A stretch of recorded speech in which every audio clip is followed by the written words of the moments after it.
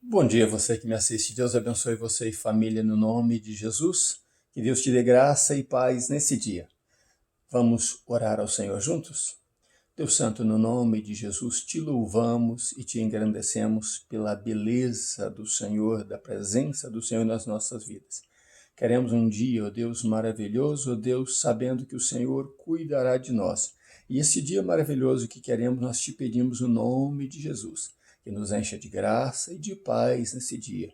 Que responda, Deus, as nossas orações no nome de Jesus e que a tua vontade seja estabelecida em nós. Assim oramos no nome de Jesus.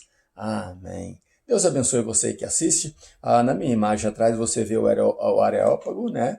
O local que Paulo pregou em Atenas, né? Ali ele foi levado e graças a Deus que ele ali passou a mensagem do Senhor e Deus o abençoou. Era plano de Deus que Paulo chegasse até ali em Atenas. Vamos ler a palavra de Deus que confirma isso, dizendo o seguinte, no capítulo 17 de Atos, no versículo 30 e 31, diz assim: Mas Deus, não levando em conta os tempos da ignorância, manda agora que todos os homens em todos os lugares se arrependam, pois determinou um dia em que com justiça há de julgar o mundo por meio do homem que destinou.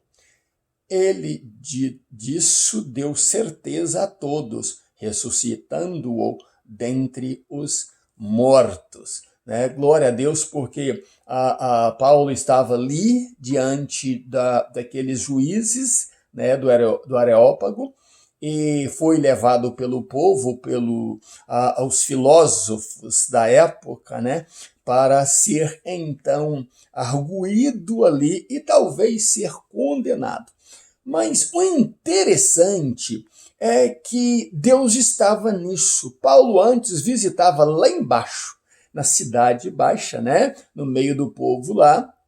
Paulo visitava, então, a sinagoga, visitava a praça, falava, mas ele é conduzido, então, ao tribunal, né? Ao Areópago, que ficava num alto rochoso. E ali, então, é dado a ele a oportunidade de se explicar. Que doutrina estranha é essa? Disso falamos ontem. E Paulo, discorrendo então o assunto, chamando-os de religiosos, né? Em outras palavras, ele também os chamou de idólatras, de construtores de ídolos, e isso é pecado, precisamos fugir disso. Paulo, então, fala com eles o seguinte: mas Deus, o Criador, ele não pode habitar em tendas humanas, em coisas que os homens constroem. O homem não pode fazer nenhum favor a Deus construindo nada para ele e nem também reverenciar a uma imagem, porque Deus não se manifesta em imagens. Paulo, falando isso, ele traz também o conhecimento deles. O plano de Deus é que vocês o encontrem de verdade. E vocês já deram um passo grande nisso aí, chamando a atenção para um Deus desconhecido. Disso também falamos ontem. Eles, ouvindo esse discurso de Paulo, essa fala de Paulo, que antes foi chamado de tagarela, então o que acontece? Eles prestam bastante atenção. Mas quando Paulo menciona isto que lemos, olha, Deus já estabeleceu um juízo, né? E como vocês, juízes, estão julgando aqui, serão também julgados todos, grandes e pequenos. Eu quero que vocês entendam esse termo grande e pequeno, que não foi usado por Paulo, mas é usado que diante do trono branco, todos serão julgados, grandes e pequenos. Os grandes querem dizer aqueles poderosos, aqueles ricos, aquelas pessoas que não se submetiam a nada. O poder deles falava mais alto, o poder do dinheiro, das propriedades, da riqueza deles falava mais alto. Então, esses são os grandes que serão julgados. Eles terão que dobrar os seus joelhos e terão que reconhecer que um maior do que eles estará julgando, um maior do que todos estará julgando. E Paulo, então, fala isso para eles, né? Vocês aí, juízes, também passarão por este julgamento, mas Deus não quer que vocês se achem condenados neste julgamento. E os pequenos, que também são as pessoas de simples posse, né, de humildade, as pessoas que nada têm, que nem nome têm, que não aparecem na sociedade, né, que não são lembrados, essas pessoas também serão julgadas, não por seres humildes, porque a humildade não leva ninguém ao céu. O que leva o homem ao céu, sendo grande ou pequeno, é a pessoa de Jesus Cristo, é ele reconhecer que Jesus é Deus. E o apóstolo Paulo, então, termina dizendo, este Jesus, para confirmar que ele virá como juiz num trono branco e julgará a todos, Deus o ressuscitou. O mesmo que os judeus levaram à cruz, o condenaram à cruz, forçaram Pilatos a colocá-lo na cruz. Ele, esse Jesus que foi também sepultado, Deus o ressuscitou dos mortos. Ah, mas quando Paulo fala isso aí, uns começam a zombar deles. Mas entre os zombadores levantam uns outros que dizem, olha, nós gostaríamos de ouvir em outra hora este assunto aí da ressurreição. É interessante esse assunto, mas agora não. Outra hora ouviremos isso. Perderam uma grande oportunidade, porque depois que Paulo se acha, né, se coloca ali como inocente diante deles, não tem nada que o acusa. Então Paulo se retira do meio deles. Mas aparecem duas pessoas, além de alguns homens, aparecem duas pessoas. Dionísio, que era um dos juízes, ele aceita o que Paulo fala, entende o que Paulo fala, e a Bíblia diz que esse juiz, Dionísio, crê. Esse juiz Dionísio acompanha Paulo, ele quer saber mais disso aí, porque ele creu no que Paulo falou, ele acreditou que Deus realmente ressuscitou Jesus e queria saber mais desse Jesus, dessa novidade que Paulo trouxe então, né, ali ao Areópago, aos atenienses. Esse Dionísio creu. O juiz creu, e os historiadores mais tarde, cristãos, dizem que ele se tornou o pastor da igreja de Atenas. Que bom, um homem nobre, um homem culto, um homem inteirado, se humilha, por maior que ele fosse, por um grande juiz que ele se humilha e reconhece que Deus é Deus, que Deus é maravilhoso, que Deus é maior do que todos aqueles deuses ali levantados em Atenas, terra dos deuses. Terra onde eles cultuavam deuses, e eles faziam imagens a esses deuses e criavam templos para esses deuses. Ele então se curva a esse Deus. O grande Dionísio agora se torna pequeno diante de Deus. Lembra que Paulo saiu lá da arrogância de Saulo, o perseguidor, para se tornar Paulo pequeno? Dionísio então se faz pequeno. E aparece uma outra pessoa na história.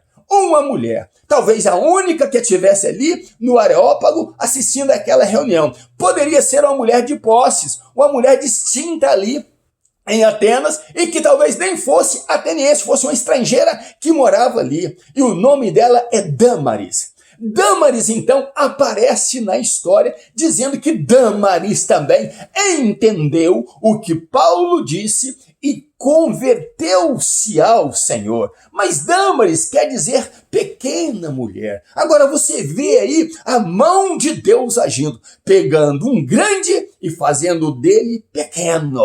E fazendo dele se humilhar e dizer, eu reconheço que preciso desse Deus, que era a pessoa de Dionísio. Agora está ali Dâmaris, uma pequena mulher, com significado de pequena mulher, aparece na história.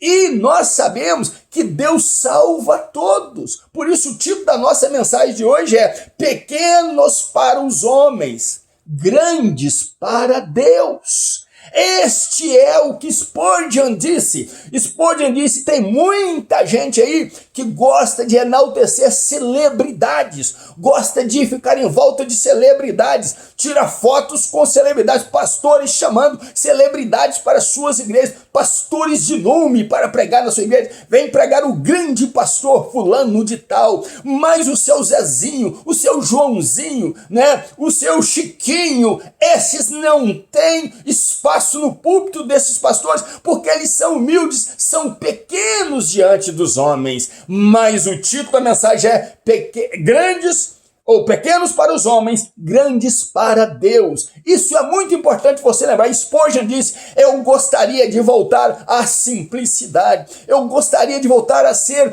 mais irreconhecido entre os homens, porque ser reconhecido tragou-me a liberdade, me arrancou a liberdade, e agora os políticos, né, aqueles que gostam de enaltecer a homens, usam o meu nome, usam a minha presença, a minha aparência para se promoverem. E tem muitos pastores fazendo isso. Só leva grandes na igreja dele para se promover, para dizer: fulano de tal esteve na minha igreja, Beltrano esteve na minha igreja. Esse grande nome passou pela minha igreja. Mas Jesus, a cada dia mais, está sendo esmagado na sua igreja e esquecido na sua igreja. Porque o poderoso, o santo, o maior, que chama os pequenos para serem grandes diante dele, esse não está sendo enaltecido, esse não está sendo lembrado. Eu quero lembrar a você o seguinte: quanto mais você for oculto para os homens, mais perto de Deus você está. Quanto menos ibope você formar, quanto menos pessoas te conhecerem, é melhor para Deus te conhecer. O seu ocultar em Deus te faz grande diante de Deus. A maneira que você procede agrada a Deus. A maneira simples de você viver pode estar agradando mais a Deus do que os luxuosos que vivem por aí. Deus trabalha no meio dos pequenos e faz os seus pequenos serem grandes. Tanto que Paulo significa pequeno. E olha o que fez Paulo no seu ministério. Paulo conseguiu trazer o evangelho para o mundo, evangelizar o mundo através das suas pregações e do poder de Deus na vida dele. Então, saiba de uma coisa: ser grande diante dos homens pode significar muito pequeno ou não existente diante de Deus. Mas, por outro lado, ser pequeno diante dos homens, ser humilde, ser tranquilo, levar a palavra de Deus enquanto pode significar muito a tua grandeza diante de Deus. Deus conta com os pequenos. Deus conta com aqueles que saem de lar em lar, de casebre em casebre, de velhinho a velhinho, de povo humilde a povo humilde, levando a preciosa semente da palavra de Deus. E Deus quer que você seja esta pessoa. Então você pode fazer algo como fez Dâmaris. Eu quero ser a primeira mulher em Atenas. Eu quero ser aquela que chega aos pés de Jesus e diz que Ele é Senhor e Salvador da minha vida. Certamente muitas mulheres depois tomaram o rumo que Dâmaris tomou, mas Dâmaris preferiu, diante de tantas filosofias, talvez ela fosse uma idólatra a outros deuses, ela preferiu se jogar aos pés de Jesus e dizer: Senhor, esta pequena mulher chamada Dâmaris se joga aos teus pés para fazer do Senhor o Senhor da minha vida, o galardoador da minha alma. E assim fez também Dionísio, né? O juiz se jogou aos pés do Senhor, enalteceu o nome do Senhor e glorificou a grandeza deste Deus que agora fala com você que me assiste.